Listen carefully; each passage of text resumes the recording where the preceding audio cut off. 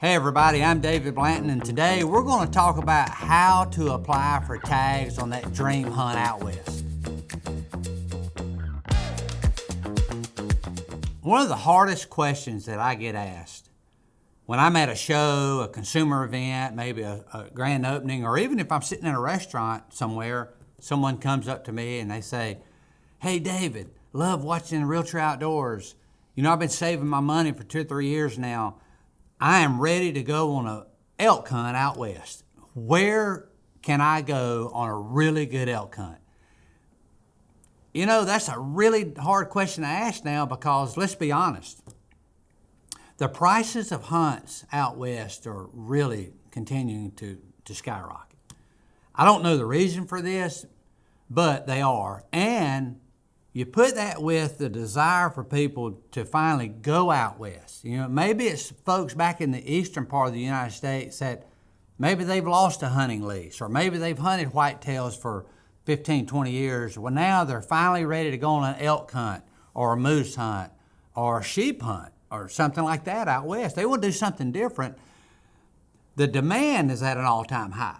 So you take the fact that there's an incredible demand for western hunts. There's the allure of going out west.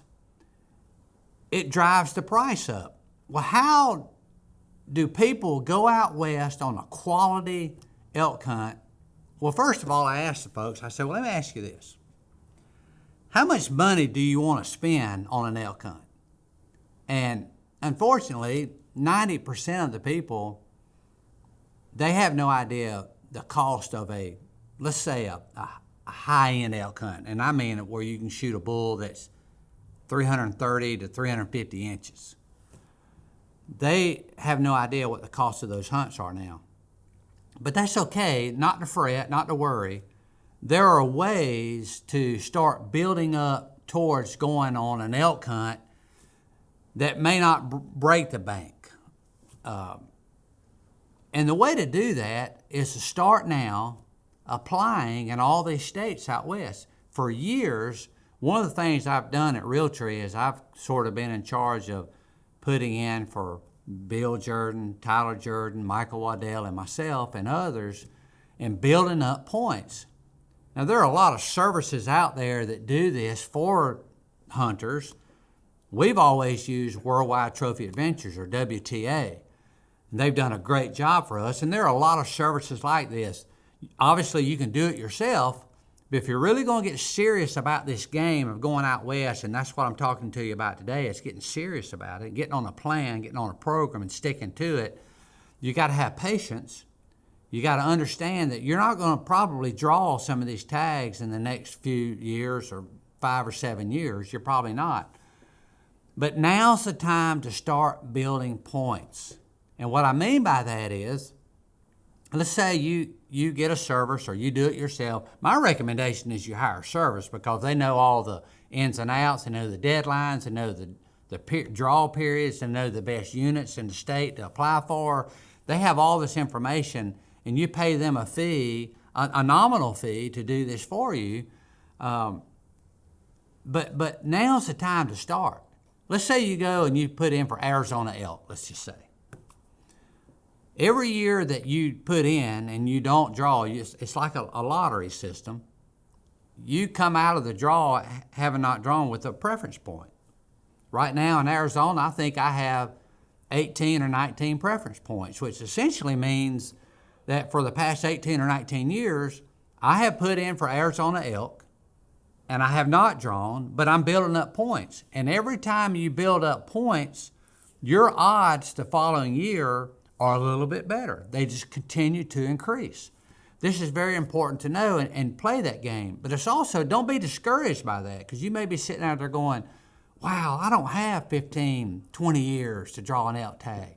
Well, you know what? That's okay. There's some options there too, and these people can talk to you about it. But today I'll tell you a couple of options. There's always, a lot of states have what they call a random pool, where non-residents who put in for the draw for an elk, let's say in Wyoming.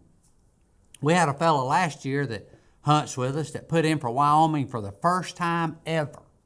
Put him in for Unit 7, which is one of the top trophy elk units in the entire state. He drew. He drew the tag, and there are people with 12, 13 points that didn't draw. Your name is automatically put in what they call a random pool, and they make a drawing out of the random pool to still give those people who don't have a ton of points accumulated a chance to draw. Well, he drew, first year ever. So don't ever think you can't be drawn out of the random pool. Chances are it's going to take you several years or whatever the point max or the point total required for that unit is to draw. But also there's like, let's just say the state of New Mexico. I love to hunt elk in New Mexico. Love to hunt elk in New Mexico. New Mexico does not do the preference point thing. Every year, every hunter that puts in, whether it's for mule deer or elk or sheep or whatever it may be, everybody goes into the draw with 0 points. I have known people in years past that actually drew a tag in New Mexico 2 years in a row, because every year, regardless, everybody has the same chance of drawing. So New Mexico offers that option for hunters as well, which I like that option. I really like that option a lot. But here's what I want to tell you. As you set out on this course, be patient, put in for points, start building your preferences. This is the way to go on an elk hunt, because yes, you can go out west now and you can go to a private ranch in some states that have private ranch elk tags. Well, the cost of those hunts are going to be considerably higher as opposed to if you draw a tag yourself through the lottery. A private ranch tag may cost hunters from $8,000 to $20,000 depending on the unit. Then you got the cost of the hunt itself, which is several $1,000s to hire an outfitter or a guide, as opposed to if you draw the tag, then that tag that you draw through the lottery system is essentially worth several $1,000s or even more in some cases. Then you hire an outfitter to take you on a hunt, which brings us to another point. Put in for the draws, build up points, increase your odds, have a plan, but put in for the units that are, you know your physical limitations. Some units are tougher than others. But again, these services are great at providing this type of information. But here's a little caveat I want to throw out this morning. If you have children that love to hunt, and that's one of the most important things we as hunters can do in what we do is to grow the heritage of hunting, to encourage the youngsters to get involved in hunting. Start applying your children for tags, even if they're not old enough to go out and hunt. States have an age minimum, and it's really young. I think some states are like 12 or 13 years old. Some states may even be younger. You can actually start applying your children knowing that, okay, they may not draw for 12, 15, 20 years, but guess what?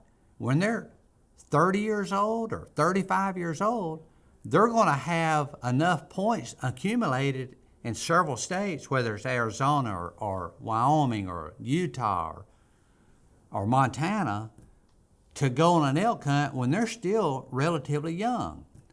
The cost of Western hunts, sure, going through the roof. Understandably so, it's supply and demand.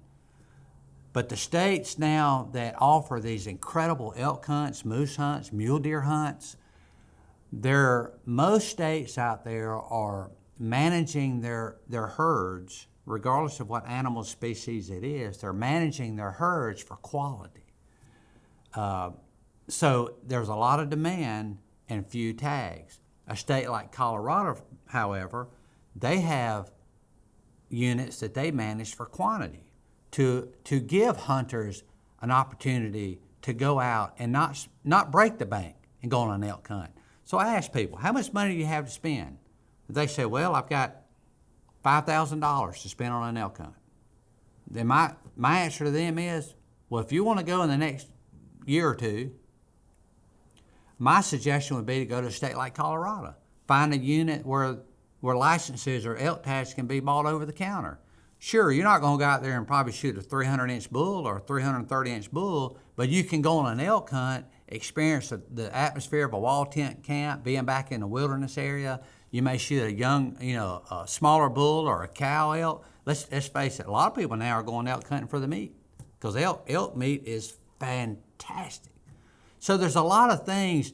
So do you want to go out and try to shoot a really big bull, or do you want to go out there and experience a Western hunt and wake up in a wall tent in the morning and go out by a fire and drink coffee?